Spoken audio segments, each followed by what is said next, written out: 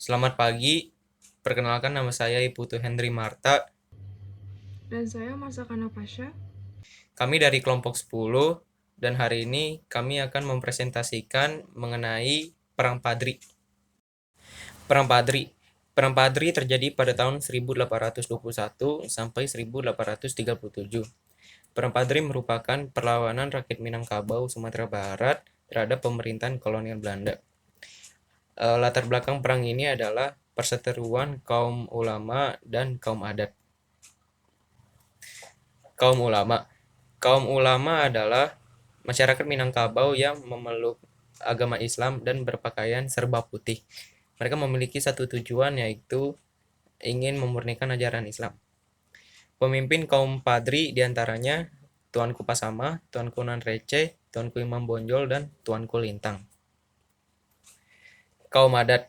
Kaum adat adalah masyarakat Minangkabau yang menjunjung tinggi adat serta menjalankan kebiasaan lama seperti berjudi, menyambung ayam, dan mengonsumsi minuman keras. Hal yang melatar belakangi perang saudara ini adalah kaum adat yang menolak tujuan dari kaum Padri, yaitu ingin memurnikan ajaran Islam. Dalam peperangan saudara tersebut, raja yang merupakan bagian dari kaum adat merasa terdesak sehingga mereka melibatkan Belanda dalam peperangan saudara ini. Melibatkan Belanda ternyata hanya menimbulkan kerumitan dalam perang tersebut.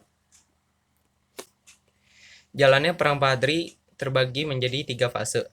Fase pertama itu perlawanan kaum Padri terhadap kaum adat dan Belanda yang terjadi pada tahun 1821 sampai 1825.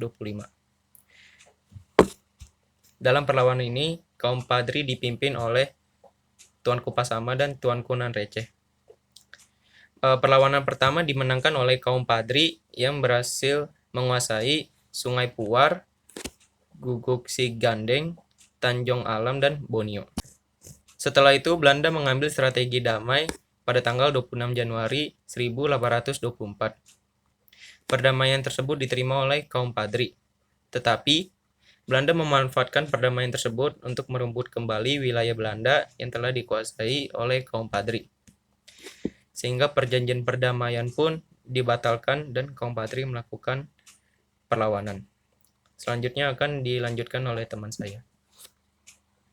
Selanjutnya adalah fase kedua. Fase kedua ini terjadi pada tahun 1825 sampai 1830. Jadi fase kedua ini terjadi bersamaan dengan Perang Diponegoro di Jawa. Sehingga Belanda merasa kewalahan dan kembali mengajak kaum Padri untuk melakukan perundingan damai. Namun kaum Padri menolak.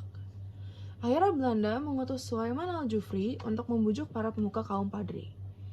Namun akhirnya Tuanku Imam Bonjol tetap menolak bujukan Sulaiman ini, sedangkan Tuanku Lintau dan Tuanku Nanrece setuju untuk melakukan kesepakatan damai. Kesepakatan damai ini pun terbentuk dalam Perjanjian Padang. Perjanjian Padang ini dibuat pada tanggal 15 November 1825 yang berisikan 1.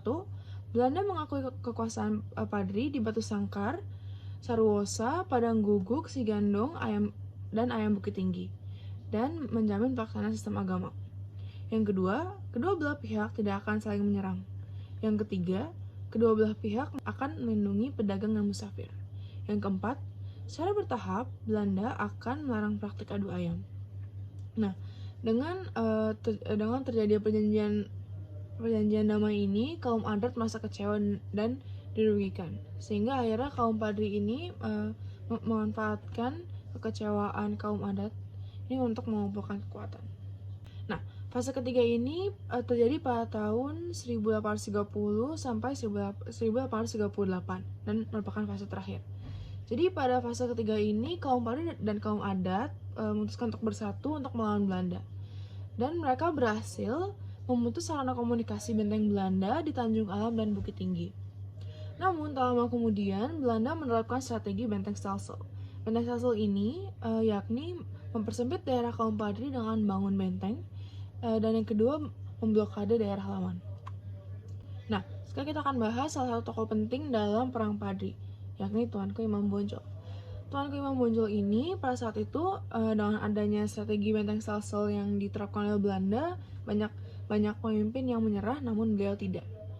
Namun, pada tanggal 16 Agustus 1837, Benteng Bonjol berhasil dikuasai oleh Belanda sehingga beliau melarikan diri. Nah, pada tanggal 28 Oktober 1837, beliau berhasil ditangkap di Palupu, lalu diasingkan ke Cianjur dan dipindahkan ke Ambon.